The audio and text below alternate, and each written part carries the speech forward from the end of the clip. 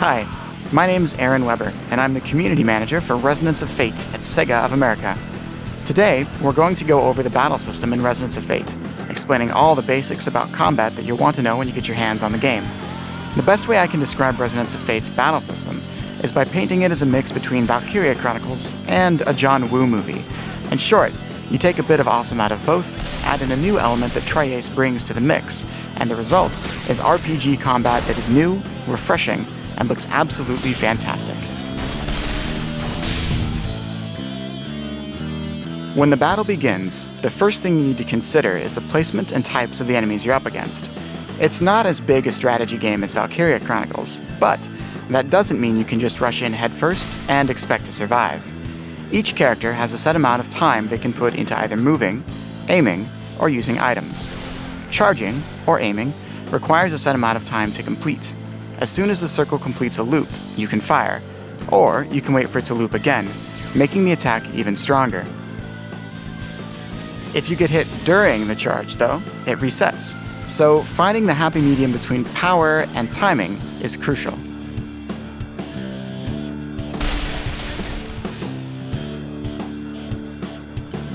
Now we get into the exciting side of things, the hero actions. A hero action pretty much translates as run from point A to point B while invincible, doing flips, spins, and firing bullets like crazy as you grip your controller with delight and smile. Or you could just call them hero actions. These are what really add a fun element to fights, and the way you use them can also determine how a battle will go. Let's say an enemy has strong defense in front of him, and you're having trouble getting past it. No problem. Use a hero action and jump up into the air as you run. Your attack from above will completely ignore his defense, because you're hitting from a different direction and plane of battle. The same can be said for getting around behind an enemy, or even to the side.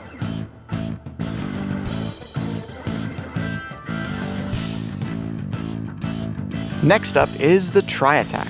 The tri-attack is a positional attack that involves forming a triangle, which is half of the word try in tri-attack, and all three characters at once, the other half of the try. To use a tri-attack, the first thing you need to do is build the shape of your triangle. To do this, use the hero actions just like you would normally. When you're plotting out your course, you'll see either glowing red lights on the path in front of you, or glowing blue lights. If the line is blue, it means you're properly building part of the triangle, and in return, it will give you a resonance point once you finish the action. To use the tri-attack, you'll need to exchange one resonance point and one of the bezels at the bottom of the screen, which are also used for the hero actions. When you begin the tri-attack, you'll notice that all three characters start to move at once towards the next point of the triangle, simultaneously charging their weapons. Likewise then, when you fire, all three characters will fire their weapons one after the other, dealing heavy damage to whichever poor sap, or machine, is unfortunate enough to be standing in your way. Then we get to the real bread and butter of strategy in Resonance of Fate, scratch damage and direct damage. Scratch damage comes from machine guns. Scratch damage is like softening up an enemy in preparation for the big finisher. As you hit an enemy with scratch damage, their green HP bar will start to turn blue. The more damage you do with your machine gun, the more scratch damage the enemy will receive. What you essentially want to do is paint each and every enemy as blue as possible, and not only their HP, but you can also turn the defensive barriers blue too. Once you've done that, select a character that deals direct damage, and prepare for a whole lot of fun. Direct damage comes from handguns and also from grenades. Direct damage chips away an enemy's HP directly, as the name implies. You can also use direct damage to break through defensive barriers that enemies may have. In any case, no enemy will ever go down unless you hit it with some form of direct damage. So let's say you charge forward and hit an enemy with a few rounds of direct damage. The enemy may have a defensive barrier in front, and so you'll first need to shoot enough bullets to wear that down. Afterwards, each additional shot will hit the enemy directly and will do, say, about 5 to 6 damage per hit. You'll charge up about 5 times total and hit them for maybe 30 damage. Now let's say you've played it smart, and you chose to use scratch damage first, as we mentioned above. You painted the enemy's defensive barrier blue and jumped up completely and filled their HP bar with scratch damage. Now in this case, your very first shot will turn all of that blue scratch damage into real damage, instantly destroying their defensive barrier.